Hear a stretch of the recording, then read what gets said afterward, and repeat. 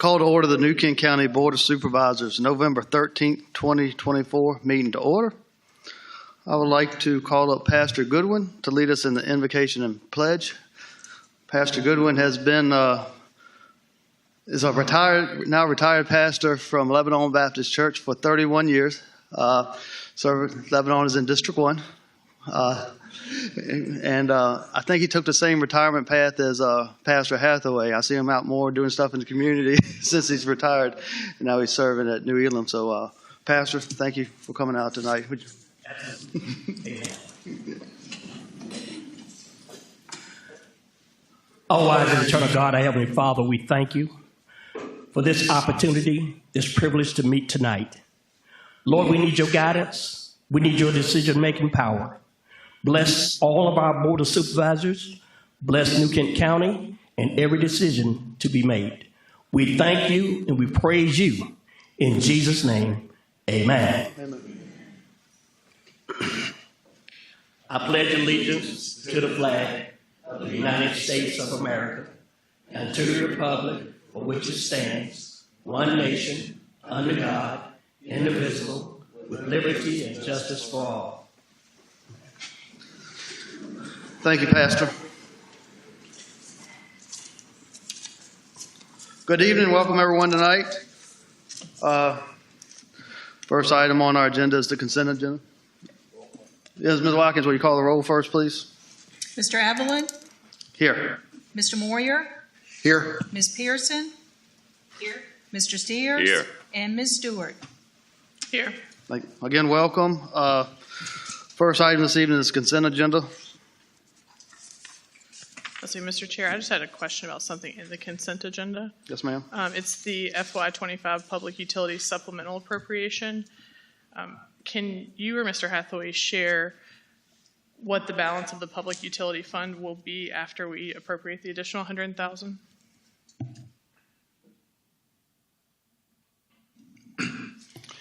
I do not have the balance right now, but what we can do, if you'd like, we can pull that item and add that to our next meeting agenda on the 26th.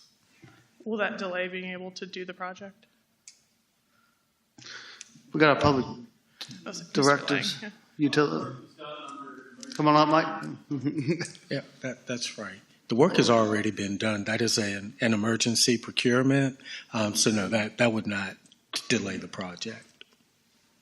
Okay, I just think it's important when we spend $100,000, we make sure the public knows how much it is and how much they have left.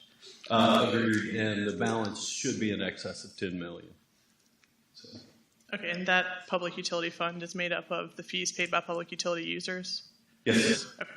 And that was an emergency project that had to happen. Correct. Yes. Yeah, pump failed. Yes, we had a bad sample. So. Yeah. All right, no question about that. Thank you. I'm good. Thank you. I'll say, and I'll move to approve the consent agenda as presented and that it be made part of the record. Thank you, Ms. Stewart. Any other discussion? If none, Ms. Watkins, poll the members, please. Mr. Moyer? Aye. Ms. Pearson? Aye. Mr. Steers? Aye. Ms. Stewart? Aye. And Mr. Evelyn? Aye. Motion passed. I'm going to skip around a little bit this evening. I'm going to go to the citizens' comment period. Has anyone signed up? Thank you. No one signed up. Next, we're going to go to the residency administrator's report. Mr. Wynn? Mr. Chairman, members of the board, Mr. Hathaway, Marshall Wynn with VDOT. This past month, we had 96 work orders. We completed 141, some left over from earlier this year. Had 4 call-outs. Been doing normal maintenance activities, asphalt and pothole repairs, grading on hard surface roads. We completed our second cycle of secondary mowing, and right now we're working on our final cycle of primary mowing, about 50% complete. Mr. Hathaway, we've done some work on Ashland Farm Road at the end. Still got a little bit more patchwork to do coming out, towards 612. We also did some ditching and shoulder work out there too. So hopefully that citizen is happy about that. Marketplace, I know y'all have seen the signal heads up. I talked with traffic engineering this afternoon. We're waiting on Dominion Power to hook the power up. So more to come on when the lights will go on flash. What they usually do, they'll put them on flash for a period of time and then turn them on after that. Once I get that information, I'll pass that on to Mr. Hathaway. Other than that, I don't have anything else, not unless y'all have any questions. Thank you. Mr. Moy? Thank you, Mr. Wynn. Thanks for all you guys do. I noticed a number of the potholes that I talked about on 249 and on 60 taken care of right away. The one thing is some of the ditching on Dispatch Road down around when it goes down to the bottom down to the one lake. Down toward the railroad track? Yes. Okay. And also a little further down too, before you on the way up to Quaker. Okay. And I understand there's been no problems because there's been no rain. Yeah. So that's been good about Hopefully that. we'll get rain tomorrow. Oh, I agree, hopefully. Appreciate the new light. I see the markings are going up for the temporary light, I believe. Because there's signs that are being shielded that we can't see them, but I know that's probably for that light. Correct. So that'll be up the next few days or next week or so. I don't have a schedule. I know. Let's do it. Let's do it after Thanksgiving, okay? Okay. But if we can. That's about it. Thank you very much. All right, thank you. Ms. Pearson? Hi, Mr. Wynn. I want Hello. to thank you also for, this is a lot of work on these pages, 4 pages.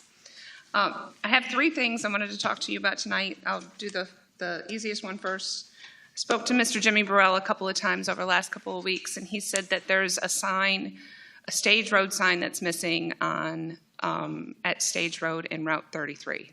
It hasn't been there for quite some time. The road name sign? Yeah. That belongs to the county. Oh, okay. Well, there you go. Okay. Rodney? Mr. Hathaway? Sorry. That was an easy one. The second one is the intersection of Route 249 and Stage Road. I had a citizen contact me. As you're aware, there was a pretty serious logging accident there several months ago.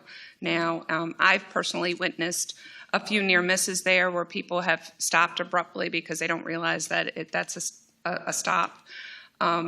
The citizen recommended maybe caution lights at the end of Stage Road and 249. It's similar to what is at Old Church Road in Hanover. I thought perhaps if that's not possible, could we put some rumble strips as you're approaching that stop sign? Isn't there a stop ahead sign prior to the stop sign? I'm sure there probably is, but I'll have to check that. yeah. That'll be our first step, to put a stop ahead sign and Okay. enlarge the stop ahead sign and the stop sign.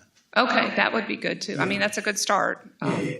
But yeah, the logging accident was a horrible accident, but I've also witnessed some near misses there as well. The third item that I wanted to talk about was we've had some emails back and forth about I-64 and the spillover traffic that's coming into New Kent, and just open dialogue about that. If you don't talk about it, you can't come up with some ideas. So is it a possibility to make our roads safer that are being spilled over on? And some ideas that I had, and I know that rural rustic roads aren't supposed to have center lines, but it just seems like this is an exception to the times here in New Kent. We're widening I-64 now, and so much traffic comes off the interstate on the weekends and during the week. People can't get out of their driveways. And now, in addition to 249 and 155 and 60 and 106, they're taking other detours to other roads like Cooks Mill Road and Stage Road and Pine Fork Road and Olivet Church Road and G.W. Watkins Road and Henpeck Road and Airport Road. And I just didn't know what the possibility was of at least trying to make those roads a little bit safer, putting center lines in or rumble strips, or not rumble strips, but texture strips in the middle and maybe on the sides, anything that could help.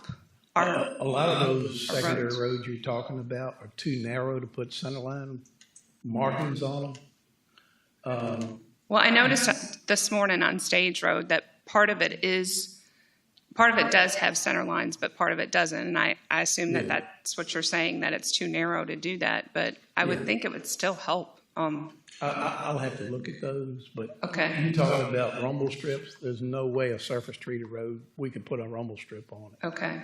Because it would ruin the road. Well, not the rumble strips, but the center line strips that have the textured, so that when people are flying down those roads, that at least if they feel that they might slow down a little bit. I mean, the only way I know to do that is a rumble strip or a mumble strip. And if you grind into surface treatment, it's good to, there's nothing under the roads Okay. per se that would hold, it wouldn't even hold together. Yeah. It would basically, Well, even End up- parts of 249, and they don't have the textured road in the middle either. And I mean, people are flying down those roads on the weekends. The other thing I would just ask our citizens to do is if people need to get out of their driveway, to be courteous and please let them out of their driveway. We don't know what their situation is. They could be having an emergency where they need to get out of their driveway. So I would just ask, I know it's not always our citizens, a lot of it is out of town guests, but that's a big thing. And I know you can't do anything about that. But, right. like I said, we've got to talk about these things and just some ideas. Okay. All right. Thank you. Thank you. Mr. Steers? Yes, Mr. Chair. Mr. Wynn, thank you for being here tonight. And I've already called our VDOT superintendent, and he's taking care of all my problems. So I have nothing to report, but thanks for all you do. All right. Thank you very much. Ms. Stewart? I'll echo all the thank yous, so thank you. I also have no problems, just one bit of praise. I did have a resident share with me that they utilized the VDOT online pothole repair tool and that it worked and the pothole was filled within 2 days. So everybody use that tool and we won't have anything to talk about up here. 1-800-367-ROAD. So, that's a number. Thank you as well for coming out this evening. I really appreciate you getting into the Ashland Farm Road. That constituent called me as well. Look forward to our meeting first week of December. Mr. Hathaway setting up, so. All right. I'll see you then. All right. Thank you very much. All right, have a good evening. All right, you too.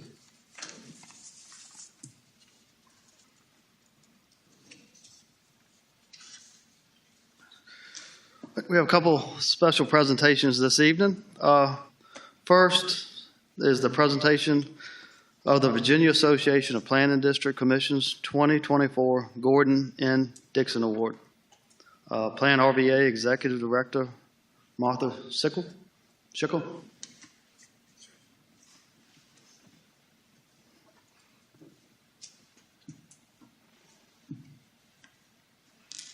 Good evening, Mr. Chair, members of the board.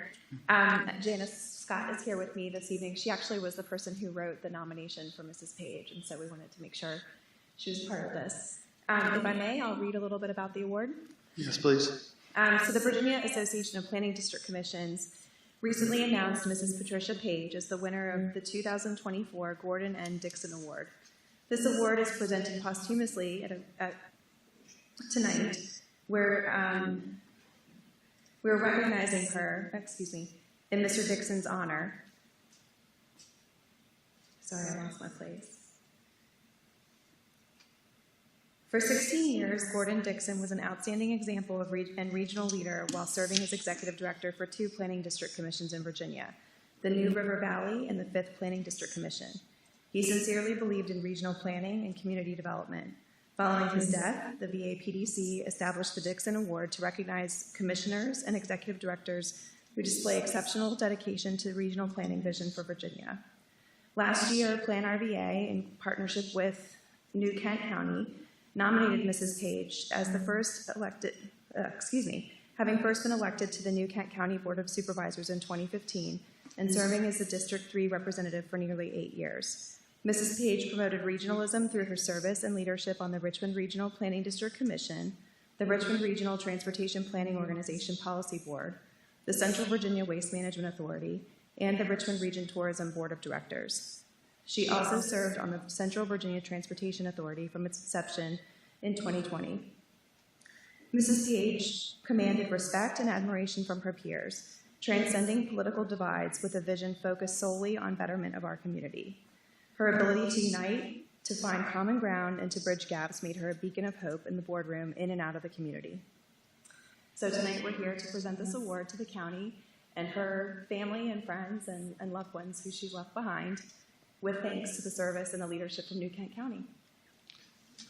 Thank you. I think Ms. Sandy Page is going to accept the award.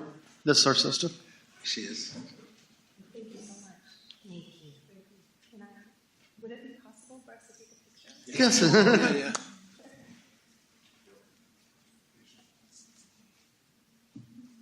You want the board? Take a picture with your camera? Okay. All right.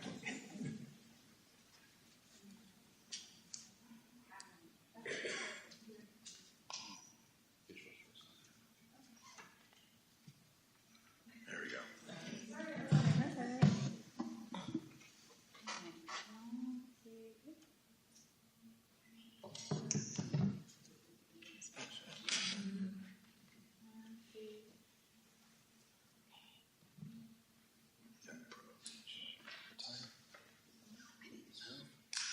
They got a small paper.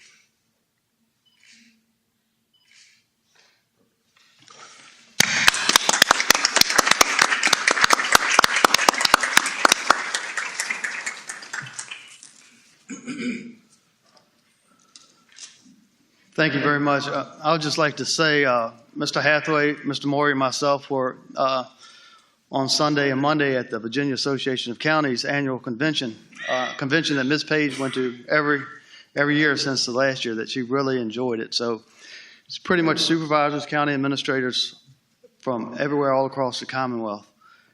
And we had our badges on in New Kent County, said Thomas Sutherland, New Kent County. You do not, I knew a lot of them because I've been there a long time, but you do not realize how many supervisors, county administrators came up to me and just still telling us how wonderful Ms. Page was and how much she did for this county, for this Commonwealth, and how much she's missed and respected. I don't think there's no way anybody can get more done than what she got done for this county and Commonwealth in her time on the board. And it was very humbling, very rewarding. So I want to let you know that, Sandy. So. Next, this evening, something this board really enjoys each and every year is the graduation of the New Kent University class of 2024.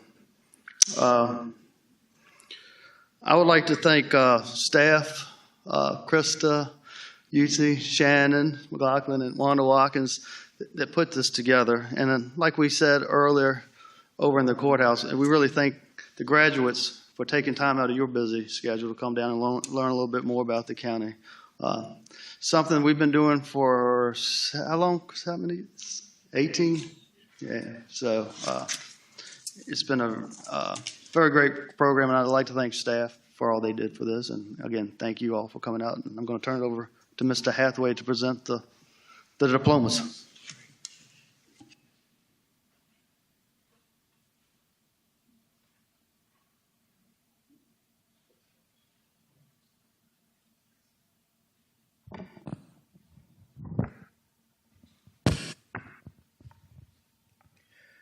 Thank you.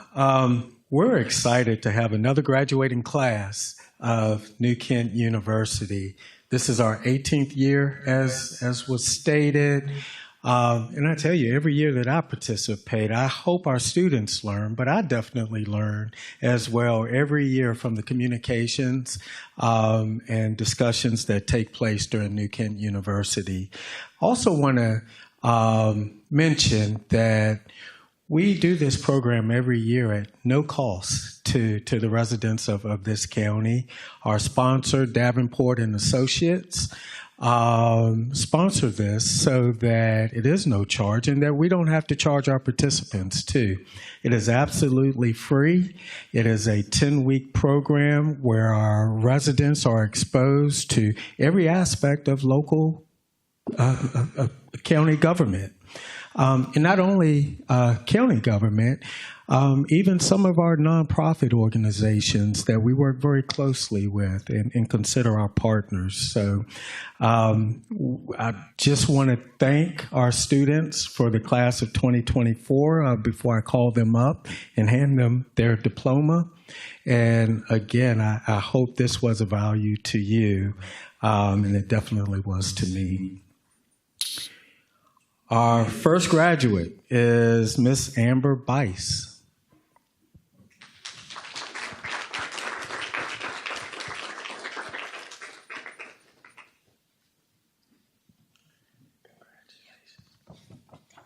Thank you.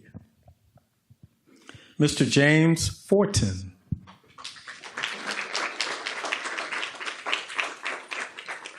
Thank you. Thank you. Miss Lorraine Fortin.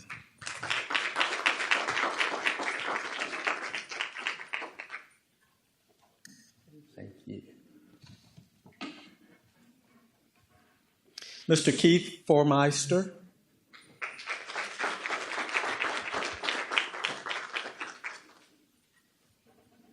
Thank you very much. Thank you. Miss Sharon Goodwin.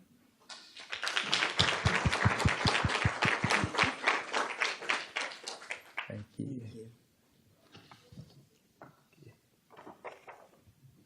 All right. Mr. Steve Hoey.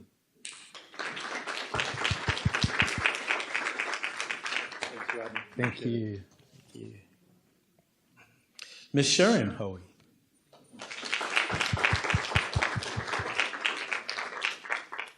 Thank you. Thank you. Thank you. Mr. George Knight.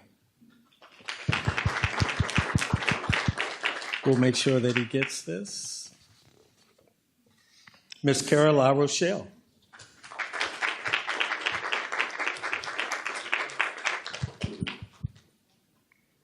Thank you.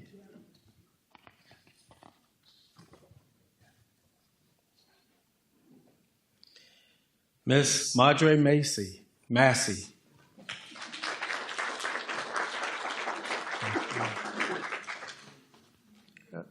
Two here. There you go. Thank you.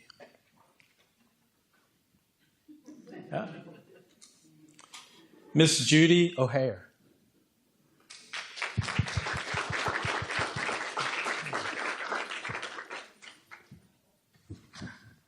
Sorry, it's sticking together.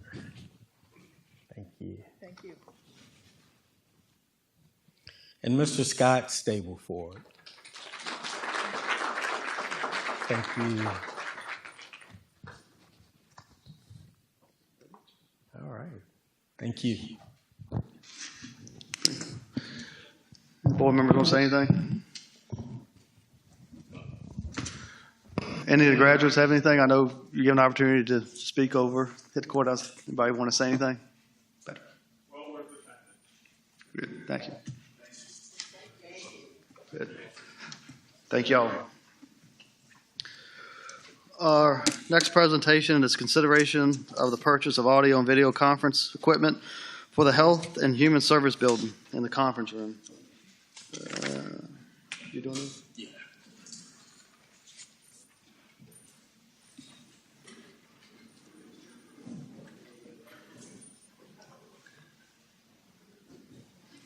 Go celebrate.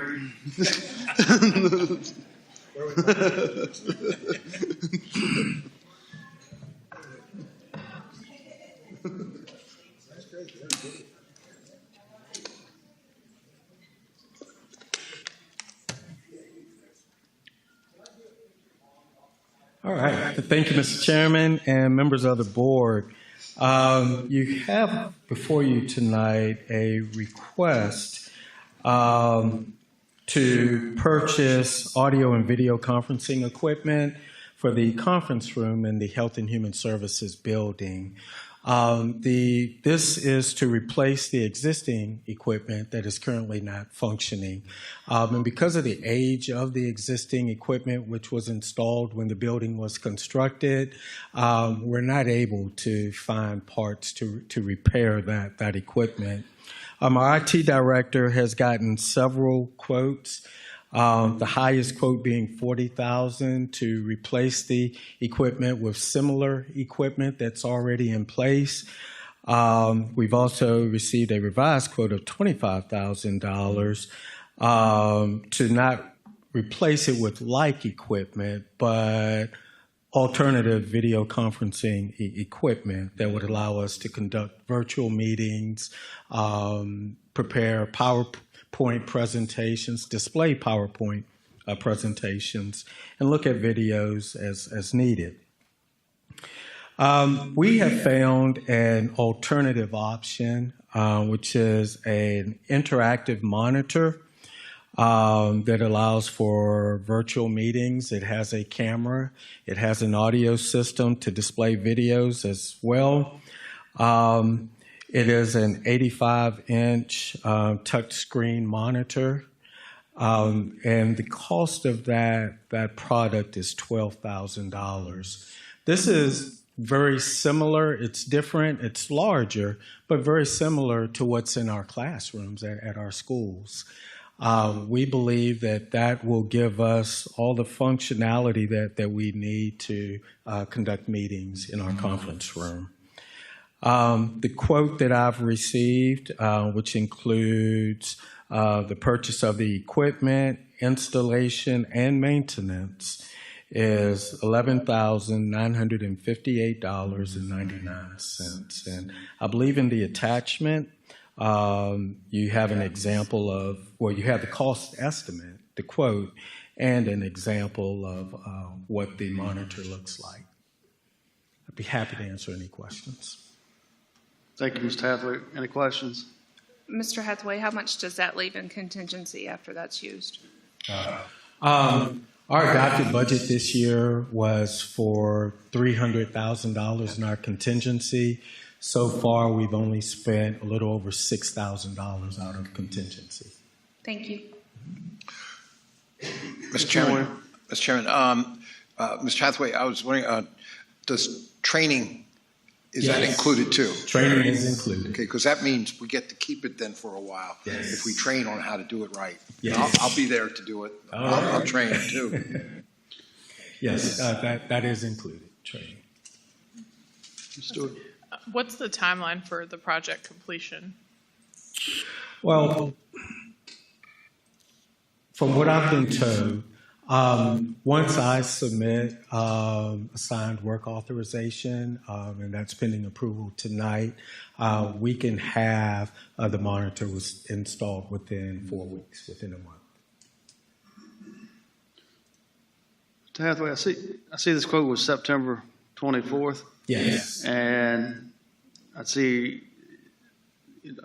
how long is that quote good for? Because I see it's a global supply chain alert, and it could change if Inside says this quote is still okay. Yes, it is. I've spoken with our rep as early as last week.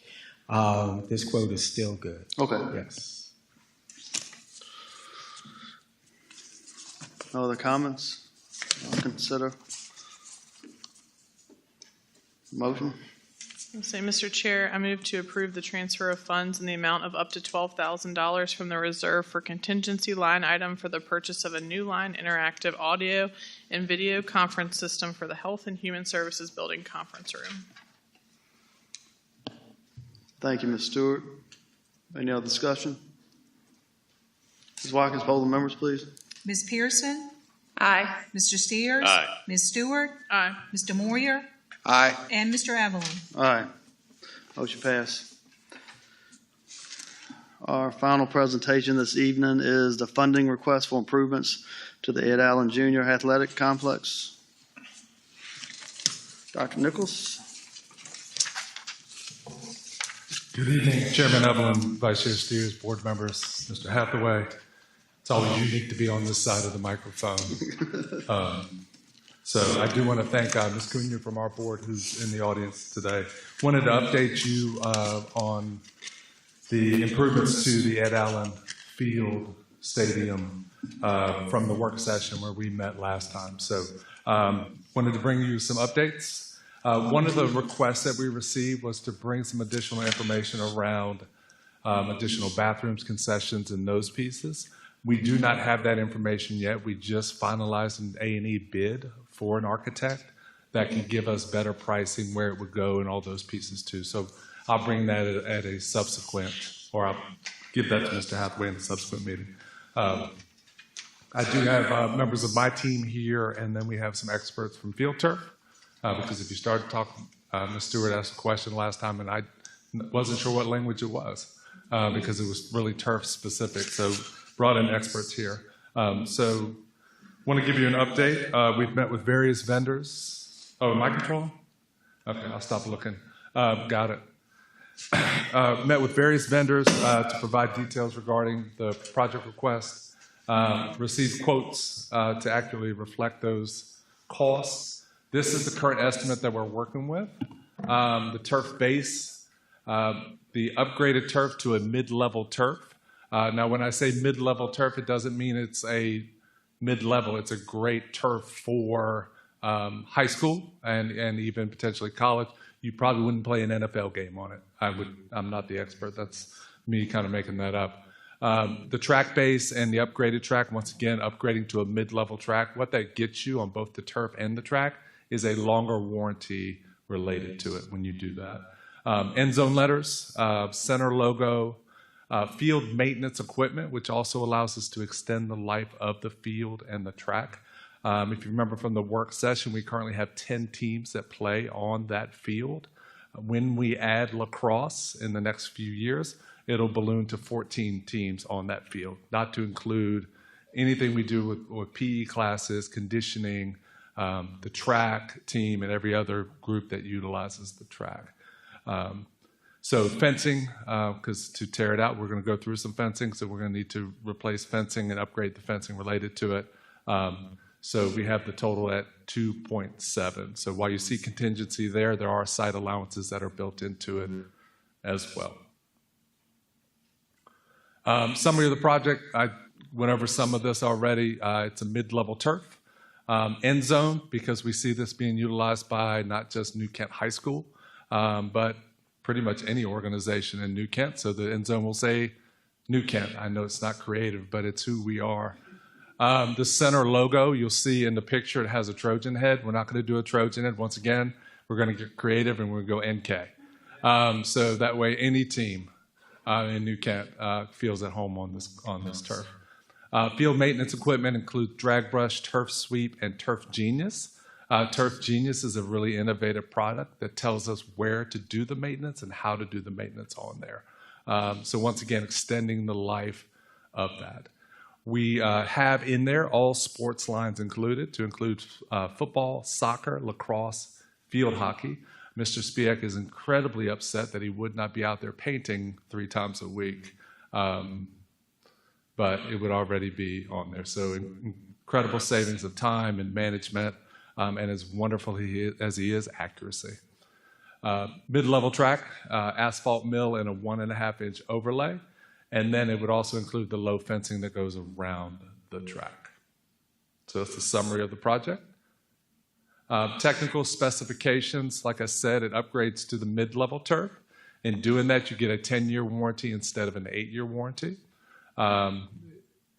Field maintenance equipment, once again, I talked about that as well. The Turf Genius, which I mentioned, typically extends the life of the turf by an additional 2 years. So well worth having that there. The upgrade to the middle-level track, once again, 10-year warranty versus the 5-year warranty. So really trying to extend the life of this field through the upgrade and also through maintenance. Rough sketch of what it could look like. Once again, it would be New Kent in both end zones. It would be NK at the center. I don't personally love the gray end zone. So if you are a diehard New Kent, you know that our color is not gray, even though we utilize it from time to time. It is blue and it is white. So we will work to come up with a design there. Right now, we do have the new Kent Blue track in there.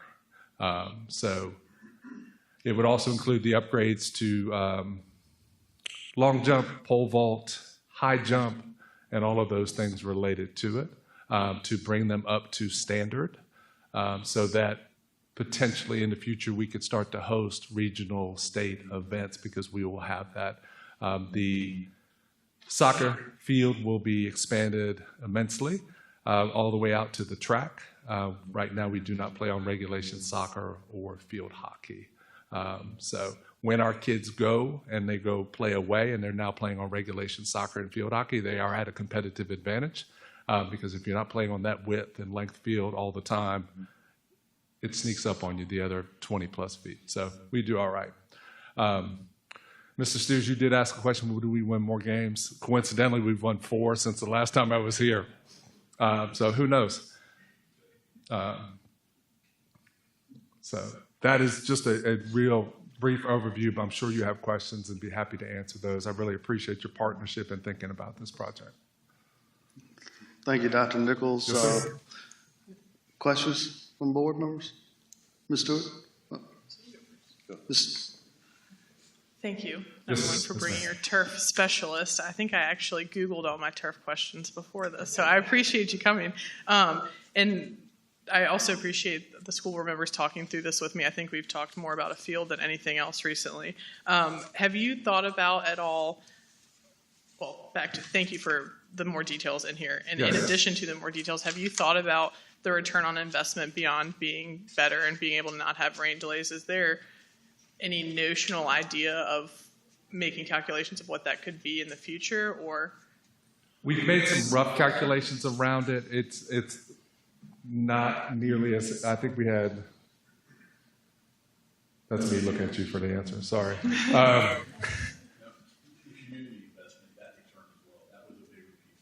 Yeah, the community investment, but kind of quantifying it has been tough for us. The gate revenue is not going to equate to millions of dollars. It'd be thousands of dollars. The concession revenue equates to thousands of dollars.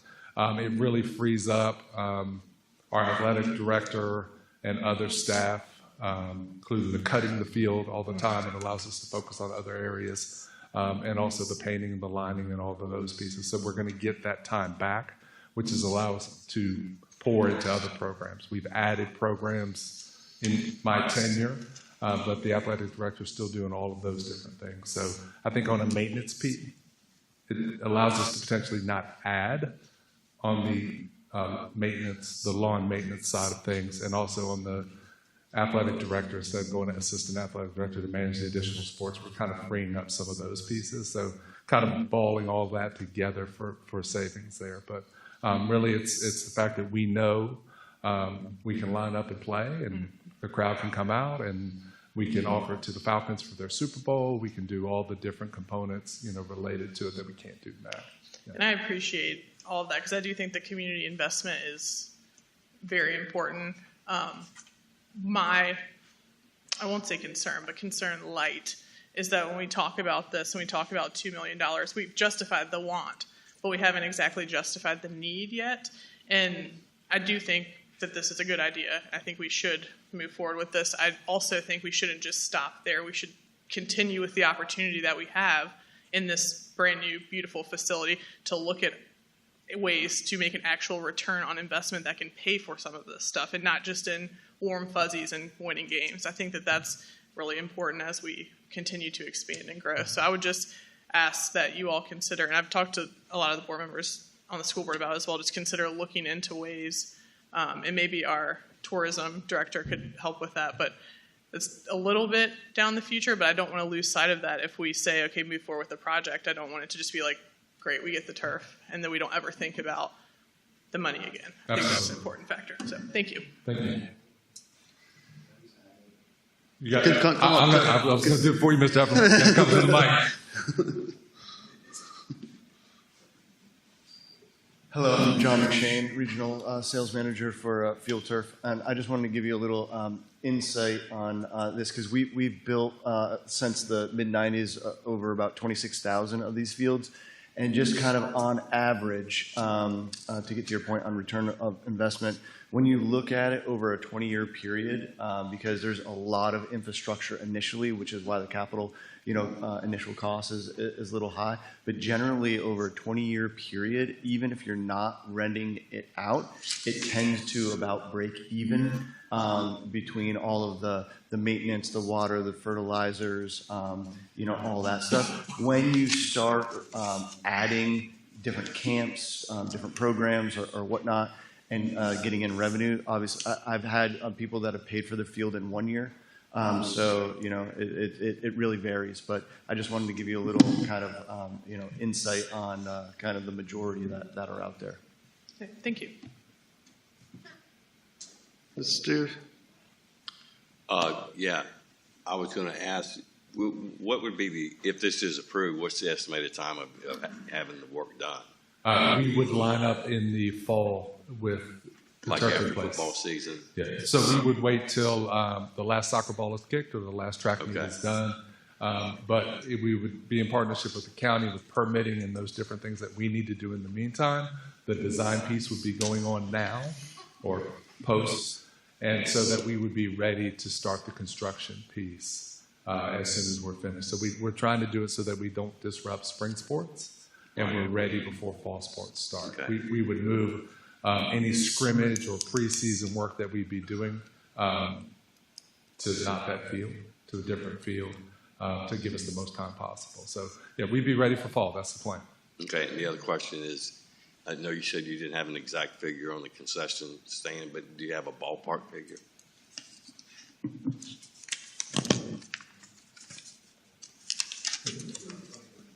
Around 20 for the year. Since we added the fryers, and I know it sounds like a small thing, concessions have just like tripled. Oh, I know. So don't count out fried foods. But yeah, so around 20 a year. So when we lose a game or activity. Okay, thank you, sir. I Ms. just have Ms. a Pearson? quick question on the field maintenance equipment. How long does that typically last, Dr. Nichols?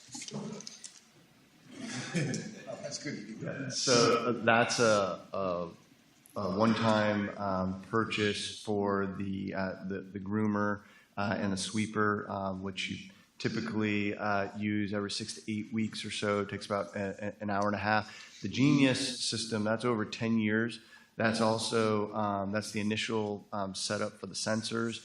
It's basically using AI technology, same like the self-driving car stuff that's out there now. And eventually, the maintenance equipment is going to be controlled by it. So basically, after 10 years, then you, depending on how much you use the groomers or whatnot, they might need to be a little refurbished, and then you'll have to get a data plan, but the sensors will still be good. So it's not like a yearly thing, just so you know. I would assume that there's operating costs for that every year too, though, to operate those. No? Or So basically, that grooming that I was talking about, a lot of times it's a coach or someone on staff that enjoys going out there and doing that. So you would have that time, but everything else, there's no any other additional costs. great, thanks. Moore? Mr. Nichols, thanks for coming out.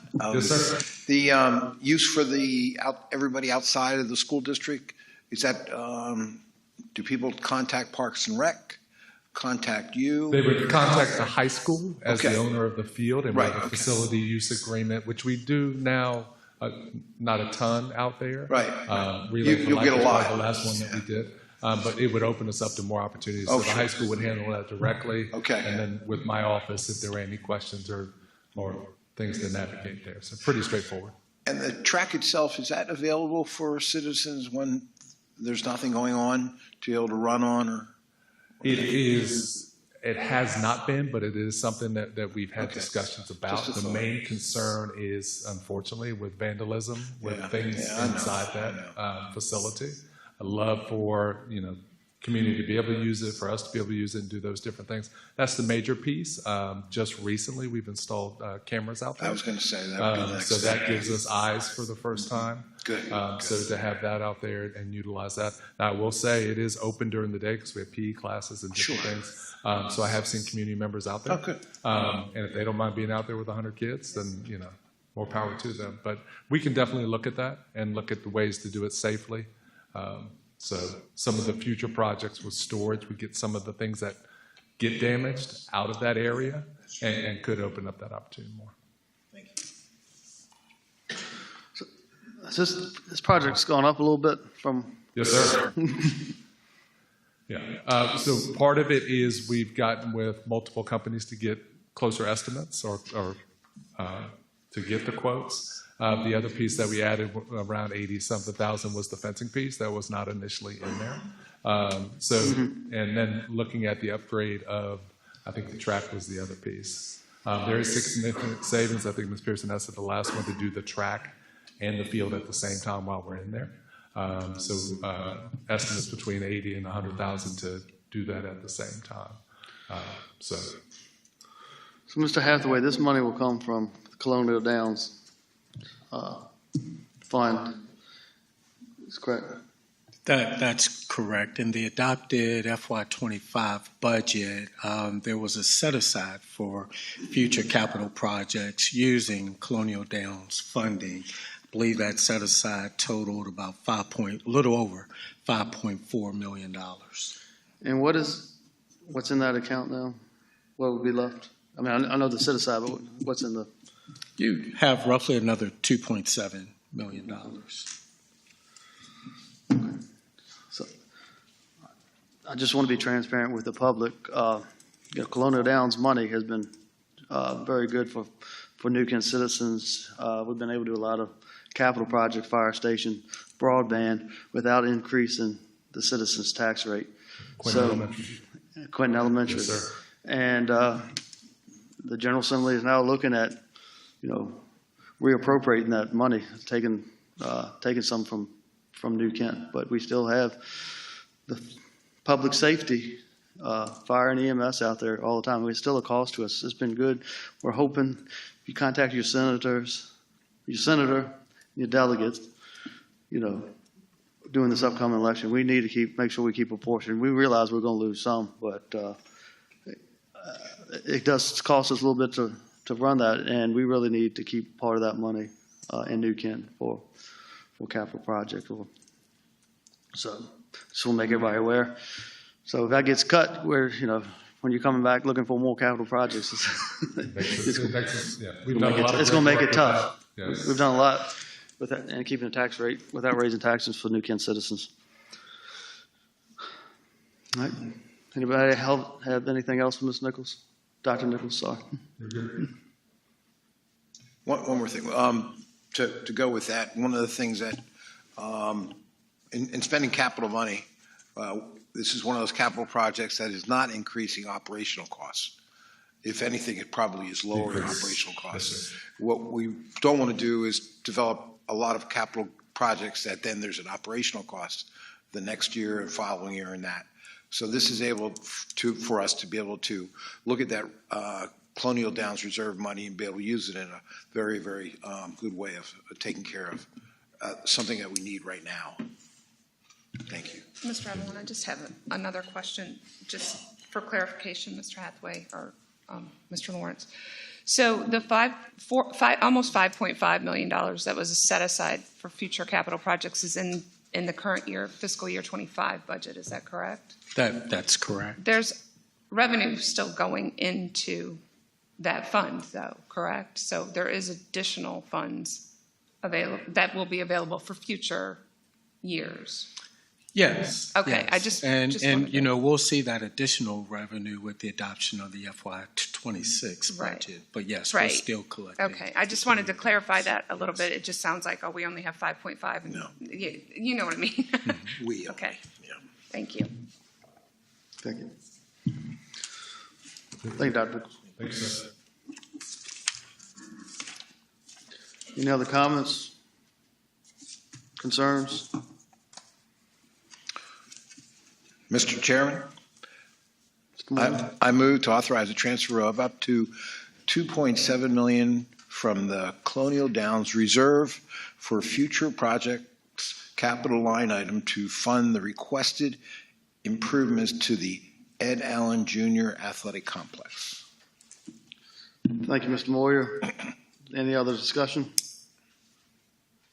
Dr. Nichols, I hope those guys heard that up to 2.7. It's not gonna be, it will not be anymore. Ms. Watkins, poll the members, please. Mr. Steers? Aye. Ms. Stewart? Aye. Mr. Moyer? Aye. Ms. Pearson? Aye. And Mr. Evelyn? Aye. Motion passed.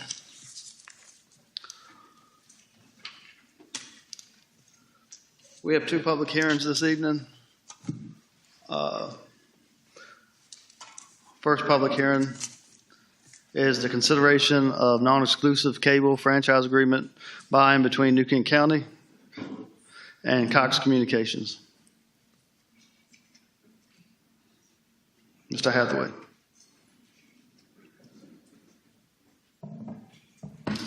Thank you, Mr. Chairman and members of the board.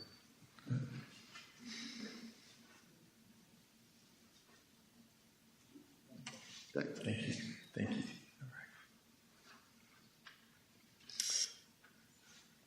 All right. Thank you. You have before you a proposed franchise agreement with Cox Communications, LLC. By state law, cable television providers are required to enter into a franchise agreement with the locality that they're providing services in. And I want to emphasize that this is a non-exclusive agreement. There is confusion out there in the community that because we have a franchise agreement with Cox, we're unable to have a franchise agreement with any other cable provider, and that is not the case. We can have multiple, many larger localities do have multiple franchise agreements. So the action tonight does not exclude us from entering into any other franchise agreements. This is a 15-year agreement. It's actually, it's a 10-year agreement with an option for a 5-year renewable totaling 15 years. Within this agreement, it lays out a lot of the conditions of the service that Cox has to provide, when they will extend service. There are certain conditions in there for that. Basically, there has to be at least 20 households within 1 mile from the end of existing service. The fees are also included in this agreement. Localities are allowed by state code to collect it's not a subscriber fee, subscription fee. The state code allows this fee to be up to 45 cents per subscriber. For many years, we have charged 20 cents per subscriber. I have not requested or proposed that fee be increased by 5 cents per subscriber to total 25 cents. And that is a monthly fee that comes along with the cable bill that subscribers would pay, and that money would be forwarded to us. Last year, with the $20,000 fee, we collected $6,000 in revenue, a little bit over $6,000. So it's not a huge income generator. Now, I do anticipate that fee will probably at least triple now, and maybe even a lot more, since we're connecting a lot more users to the system with our broadband expansion project, which is underway. It's on schedule and going good. Right now, we're probably close to 75% of our goal of connecting the unserved population. We'll be happy to answer any questions at this time. There's a motion provided. If you feel it's appropriate to adopt the proposed agreement before you. I'm going to open up the public hearing first. Anyone signed up? No one signed up. Close the public hearing. I also would like to add, if there's any questions for Cox, we do have representatives from Cox here today, too. Yeah. Thank you. Any comments, questions for Mr. Hathaway or Ms. Stork? Yes, Mr. Chairman. Mr. Chairman, I just want to express that I am not in favor of adding an additional tax. I know it says it's a capital fee, but bottom line, it's a tax. And just because the Board of Supervisors has the authority or the ability to charge a tax doesn't mean we have to. And, you know, I don't like the idea of it seems like everything we do for our citizens, we have to tax it first. So I am not in favor of the 20 cent increase or the 25 cent increase or 5 cent, and I'm not in favor of even the 20 cents. I don't know why we even have to charge, because cable bills are expensive as it is to the citizens, and I just feel like if we can give them a tax break on their cable, we should do that. Especially when Mr. Hathaway says it really doesn't generate that much money anyways. That's it. Which, you know, we definitely have that option not to collect a fee. I will say, though, in the past, we've used that fee to maintain our audiovisual equipment. And I envision that if we do collect that, we would continue to do that. Mr. Hathaway, if we did away with the 20 cents, how much total is that we would have forego, and then the visual equipment would have to be picked up by the within the general fund? Yes, our general fund. Which would, yeah.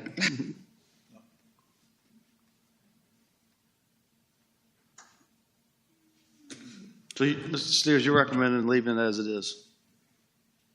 Is that correct?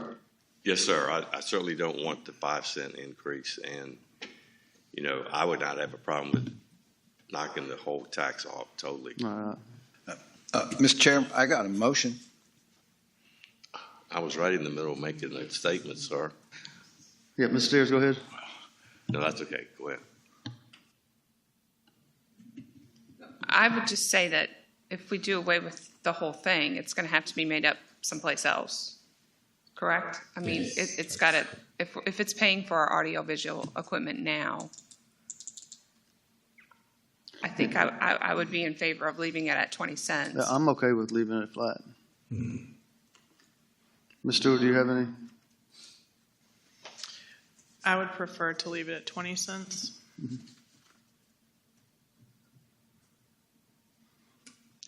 Mr. Steers, you have a motion? I think. No. Mr. Chairman, just to make it clear, I think the motion that is before us is to authorize the agreement that is before us. So if we're going to have a motion that's going to leave the franchise fee the same, if we could just include that in the motion, just so we're clear. Do you want to make it? Mr. Chair, I'll make the motion. I move to authorize the county administrator to execute the proposed cable franchise agreement by and between New Kent County, Virginia, and Cox Communications, LLC, leaving the subscriber fee at 20 cents per, the capital fee at 20 cents per subscriber. Thank you, Ms. Pearson. Any other discussion? Ms. Watkins, will you poll the members, please? Ms. Stewart? Aye. Mr. Moyer? Aye. Ms. Pearson? Aye. Mr. Steers? Aye. And Mr. Evelyn? Aye. Motion passed. Ms. Stork, thank you and your team for being here today, and thank you for everything y'all are doing for New Kent. I think you said we're at 85%. We're just about 85% completion on that entire project, so we're very excited to begin. I will tell you that once they are connected, I've got a lot of happy phone calls. But until then, I'm getting the same unfortunate ones or normal ones. Thank you all.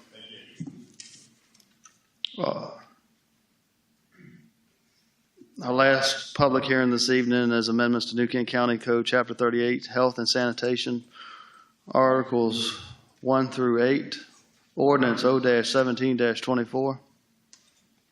Mr. Lang. Good evening, Mr. Evelyn, ladies and gentlemen of the board. Tonight we have a request to revise the utilities ordinance.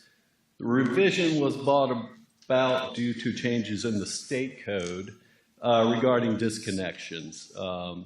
Maximum outdoor temperature, disconnections before weekends and holidays, proper notifications prior to disconnection, as well as translation of the disconnection policy, and also some medical exemptions.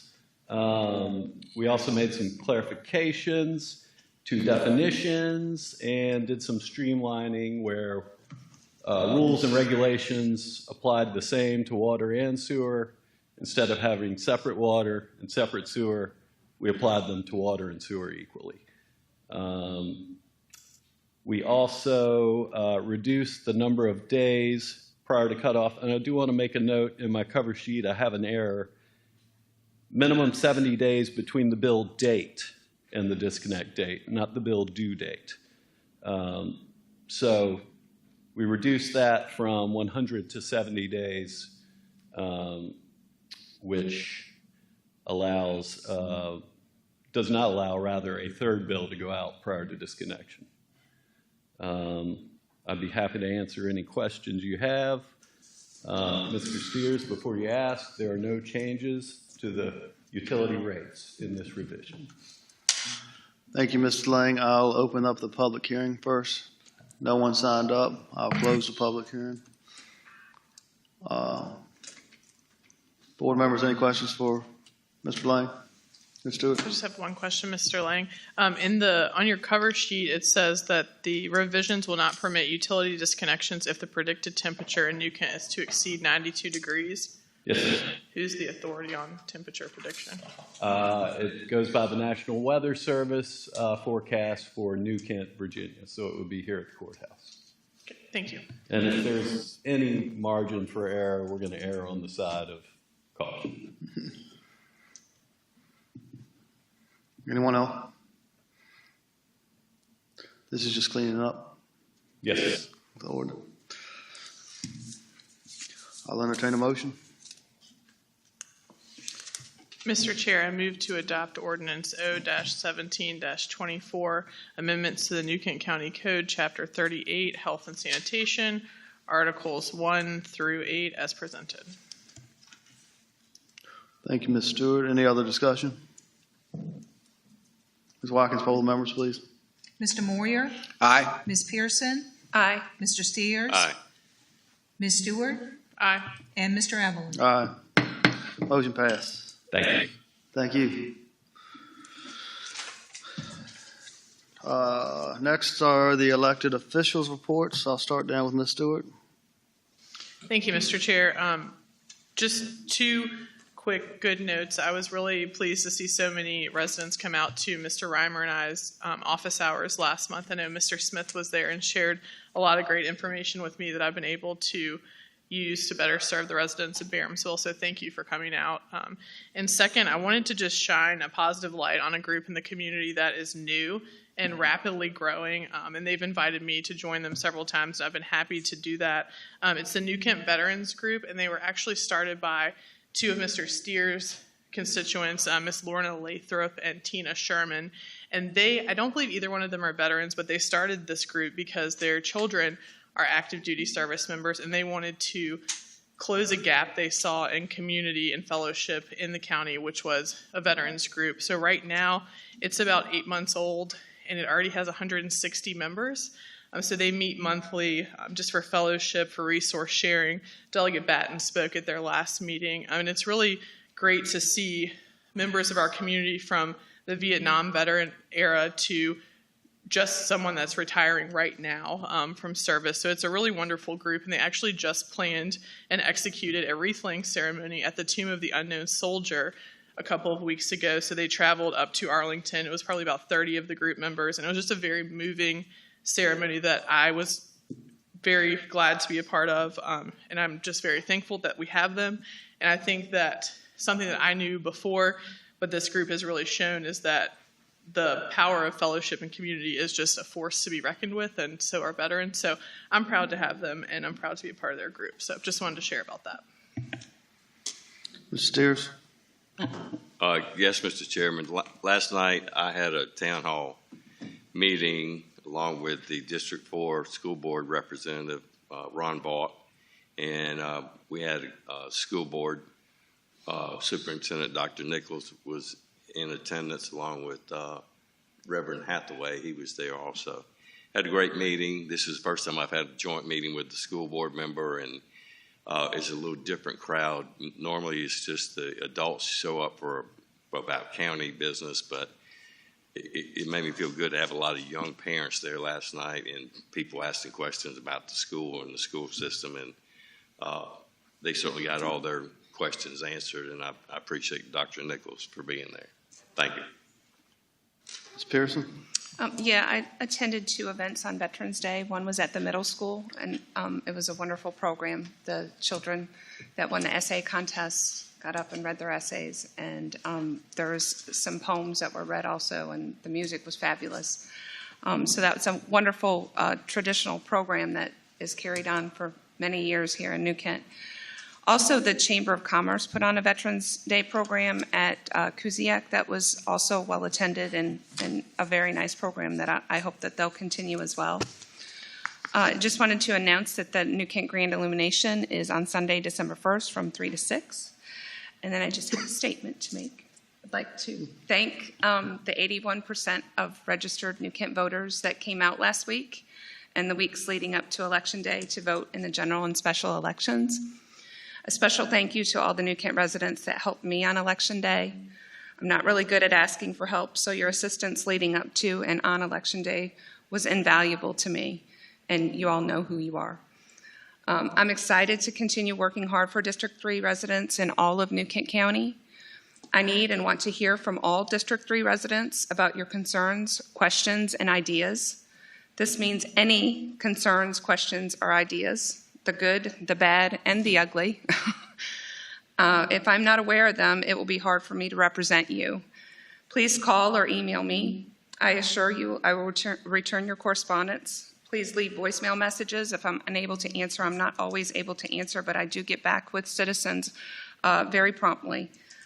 And thank you for your confidence in me, District 3. Together we can make our community better and stronger. Thanks. Mr. Moy? Mr. Chairman, first of all, I want to congratulate Amy Pearson on a great race and that she won the District 3 District Supervisor position. We're very proud of her, and hopefully District 3 understands why we are so proud of her and her work that she's doing now and will be in the future. I also like to put out about the illumination that is on December 1st. And a couple days before Thanksgiving, we're going to have our next work session. But if you can't make that, have a nice Thanksgiving. I would also just like to congratulate Ms. Pearson on a well-run, clean campaign. I mean, I think the last couple campaigns, elections have been trying, but I want to give you credit for running clean, keeping true to your word, and I know the citizens of District 3 are well represented. Congratulations. Staff reports, Mr. Hathaway? Any other business? Appointments delegated by district. Are there any? Appointments not delegated by districts.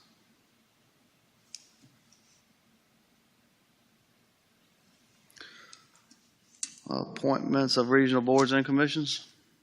Anybody have any?